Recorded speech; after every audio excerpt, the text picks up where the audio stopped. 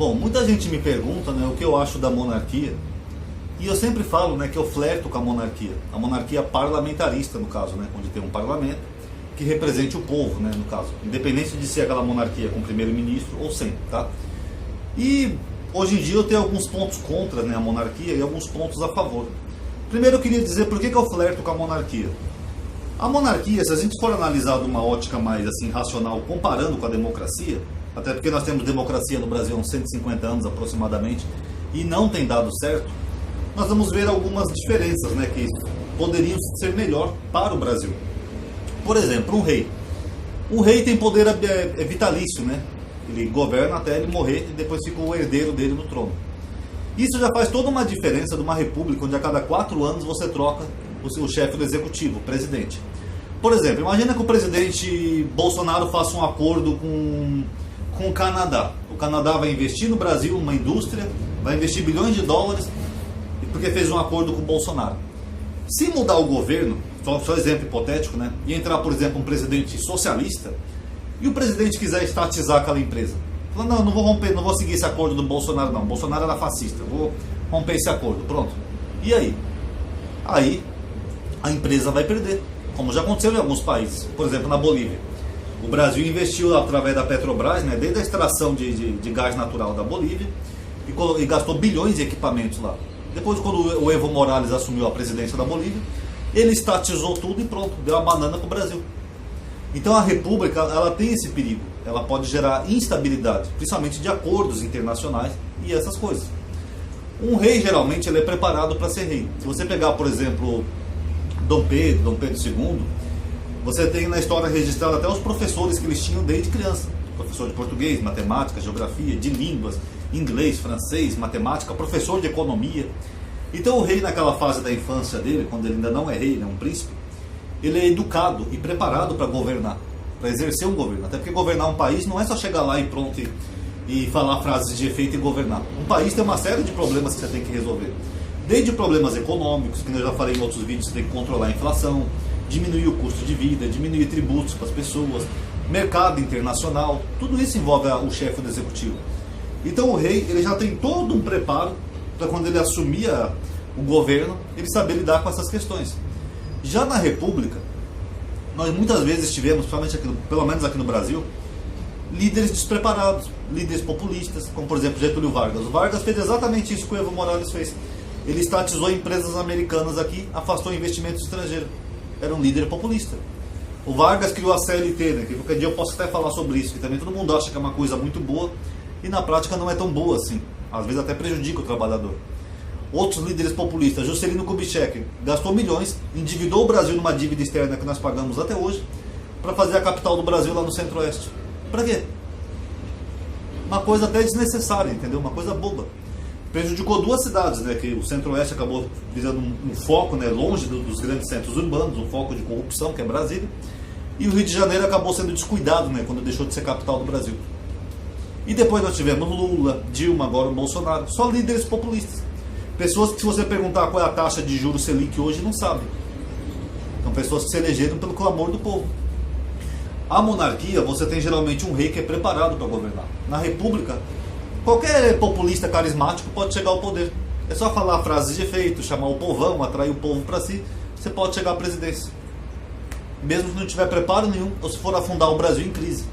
O Brasil, nesses 150 anos de república, por causa disso, nós já estamos numa série de crises e mais crises e mais crises, gerada por esses líderes, historicamente. Fora que nós tivemos períodos ditatoriais, né, como a era Vargas, então, por exemplo, o golpe de 64, que também só estagnaram nossa economia e deixaram o país atrasado. E entra governo e sai governo, o povo não muda, sempre elegendo líderes populistas. Nesse ponto seria melhor uma monarquia. Pelo menos o rei é preparado para estudar. Corrupção também. Um líder populista que chega ao poder, ele sabe que ele só tem 4 anos para governar e ele sabe que ele pode não ser reeleito. Então ele tem uma tendência muito maior de roubar, porque ele sabe que ele pode não ser reeleito. Então já que eu estou aqui, eu vou aproveitar e meter a mão, porque se eu não for eleito, pelo menos eu faço o meu pé de meia. O rei não precisa disso. O rei tem um cargo vitalício, o rei já tem um bom salário. Então o rei, ele já vive do Estado, né, praticamente. Ele não tem por que roubar, sendo que ele vai viver ali a vida inteira, dependente daquilo. Tem notado a diferença? Então eu flertava com a monarquia por causa disso. Eu acho que o sistema monárquico ele é muito bom. Ele pode trazer estabilidade para o país, pessoas mais preparadas para assumir o poder, pessoas mais aptas. E acho até que a monarquia foi injustiçada, né? Porque a monarquia é demonizada por causa do período da escravidão. Sendo que a família imperial era abolicionista. Mas pintaram essa imagem, né? Por causa do período histórico. O meu único problema com a monarquia hoje, que eu não sou tão fervoroso a ser a favor da monarquia, é por causa dos nossos monarcas de hoje em dia, os descendentes da família imperial. Se você pegar, por exemplo, o Dom Luiz, né, que está lá em Brasília, atualmente é um deputado, ele fica 24 horas passando pano para o Bolsonaro. Ele não transmite aquela imagem ética de um monarca, da família imperial que nós tínhamos no passado. Uma pessoa que é ética, ela não compactua com corrupção, com coisas erradas, com atos antidemocráticos, com nada disso. Mesmo que ela perca a sua popularidade, como por exemplo o Sérgio Moro. Sérgio Moro, quando ele cansou de ver coisa errada no governo, ele saiu. Hoje ele leva a paulada de todo mundo. Mas ele falou, eu prefiro sair e levar a paulada do que prejudicar a minha imagem. Enquanto que o Dom Luiz Felipe, ele faz o contrário. Ele chegou a passar pano até para as rachadinhas do Flávio Bolsonaro, sendo que a rachadinha é uma prática corrupta. Então fica difícil, sabe, a gente falar assim, não, deveria ter um sistema monárquico no Brasil, se você tem uma família imperial que faz vista grossa para até casos, né, de corrupção, em prol de um governo que está cada vez mais caindo em popularidade. Eu até comentei uma vez lá no Twitter dele, eu achava que a família que você defendia era a família imperial, não a família buraco. Porque tudo isso daí é imoral. Nepotismo, como por exemplo querer colocar o Eduardo Bolsonaro como embaixador dos Estados Unidos, fazer mudanças, né, no sistema para poder favorecer a própria família, mudou o COAF de lugar, tirou o juiz de garantia, dificultou a delação premiada, tirou todos os juízes da Lava Jato. Tudo isso o governo Bolsonaro fez. E a família monárquica, em vez de mostrar que é uma família que tem ética, princípios, como era lá na época de Dom Pedro, eles passam pano. Então é muito arriscado, sabe, eu acho hoje em dia, eu peso muito isso, em apoiar a monarquia 100%. Você já imaginou se tivesse, por exemplo, um Dom Luiz como o rei do Brasil? Se ele, mesmo sendo só um deputado, ele já passa pano para tudo isso, imagina se ele fosse rei.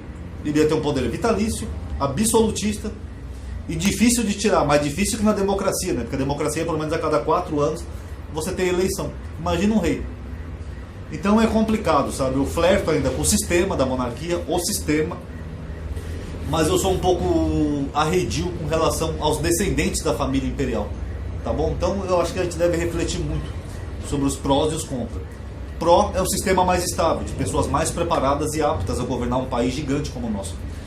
Contra, esses descendentes, essa família imperial realmente tem sido mais, não tem se mostrado muito diferente da politicagem que nós já temos aqui no Brasil.